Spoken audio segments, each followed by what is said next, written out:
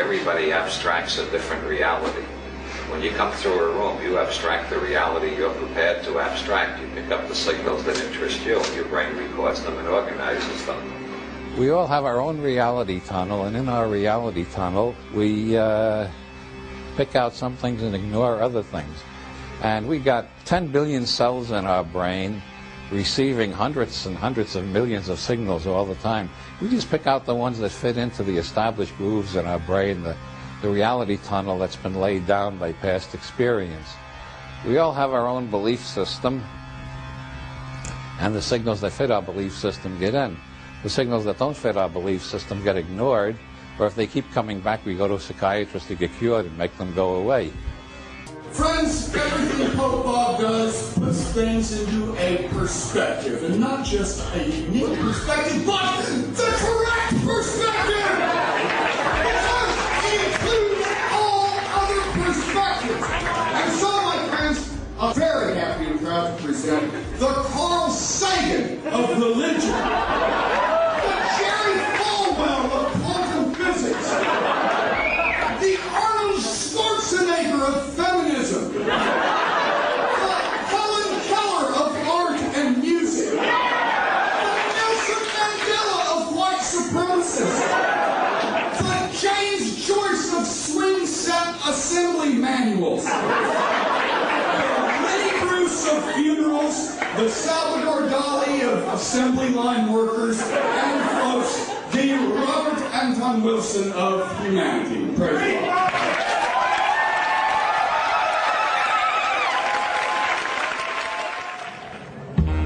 Spectacles, testicles, brandy, cigars. You're all popes. You're all absolutely infallible. I have the authority to appoint anybody a Discordian Pope because I'm a Discordian Pope. The first rule after you become a Discordian Pope is to excommunicate every Discordian Pope you meet. This is based on the basic Discordian principle: we Discordians must stick apart. Discordians don't have dogmas, which are absolute beliefs. We have katmas, which are relative meta-beliefs. And the central Discordian katma is, as I said before, any affirmation is true in some sense, false in some sense, meaningless in some sense, true and false in some sense, true and meaningless in some sense, false and meaningless in some sense, and true and false and meaningless in some sense. And if you repeat this 666 times, you will achieve supreme enlightenment in some sense. You are all absolutely infallible, and don't take crap from anybody. Okay, here we are. Well, I'm an ordained pope of the Church of the Subgenius, which means I'm absolutely infallible, so don't dare contradict anything I say.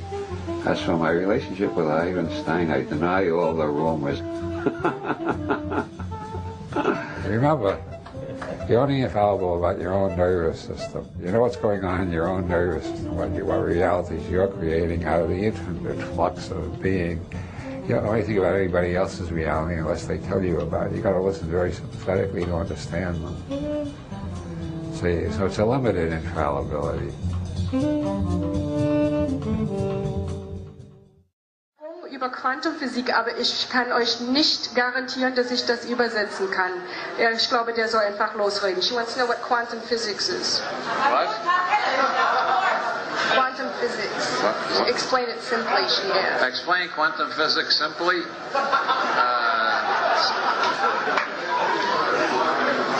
When I moved from Los Angeles, I moved into what I thought was Santa Cruz. Then we had something stolen from our car, and we called the police, and it turned out we didn't live in Santa Cruz. We lived in a town called Capitola. The post office thought we lived in Santa Cruz, but the police thought we lived in Capitola. I started investigating this, and a reporter on the local newspaper told me we didn't live in either Santa Cruz or Capitola. We lived in an unincorporated area called Live Oak. Now, quantum mechanics is just like that, except that in the case of Santa Cruz, Capitola, and Live Oak, we don't get too confused because we remember we invented the lines on the map. But quantum physics seems confusing because a lot of people think we didn't invent the lines. So it seems hard to understand how a particle can be in 3 places at the same time without being anywhere at all. But when you remember that we invented all the boundaries, borders, and lines just like the Berlin Wall, then quantum mechanics is no more mysterious than the fact that I live in 3 places at the same time. No Chinese raised on I Ching has ever found quantum mechanics puzzling. It's only puzzling to people raised on Aristotelian logic, where things are either A or not A. In the I Ching, things are A and not A at the same time. Every model we make tells us how our mind works, as much as it tells us about the universe. These are just human symbolic games. Mm-hmm. The universe itself is bigger than any of our models. According to Zen Buddhism and most forms of Buddhism and quantum mechanics, any description of the universe which leaves you out is inaccurate, because any description of the universe is a description of the instrument that you use to take your reading of the universe. And if the only instrument you use was your own nervous system, you got to include your own nervous system in your description of the universe. So, ergo, any model we make does not describe the universe. It describes what our brains are capable of saying at this time.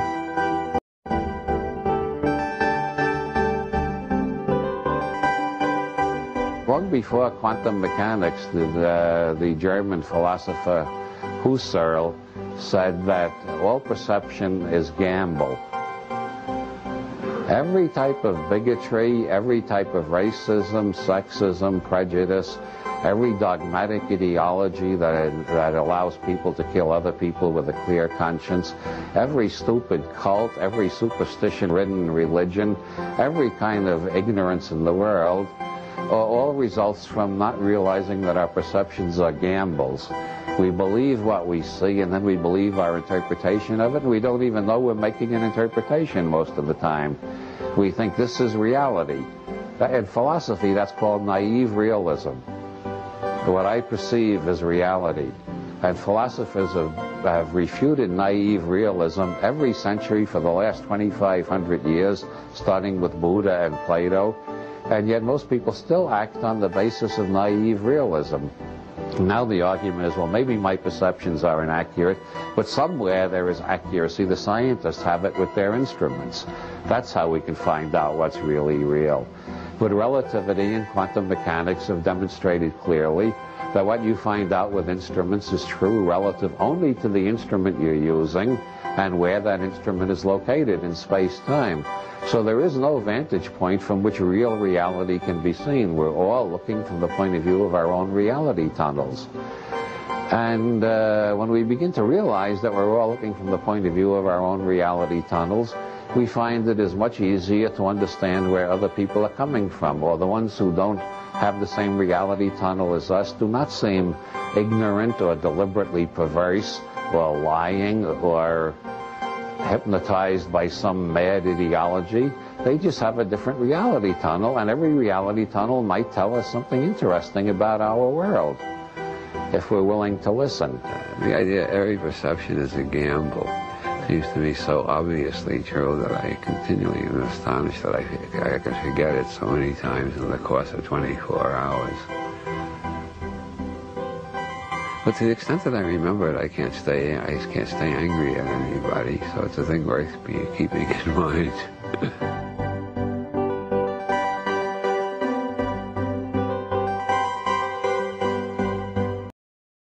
Processing interactions, tuning in interactive processes.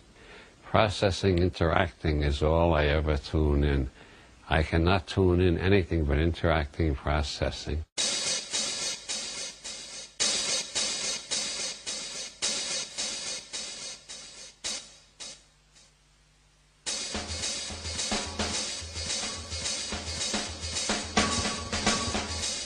The biggest thing I got from Bob is that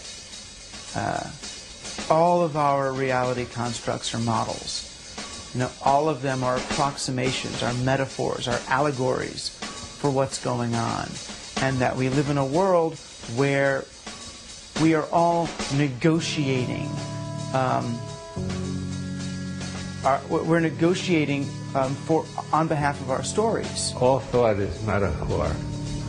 The map is not the territory. Every verbal map we make is a metaphor, but existence is not words, it's not mathematical equations.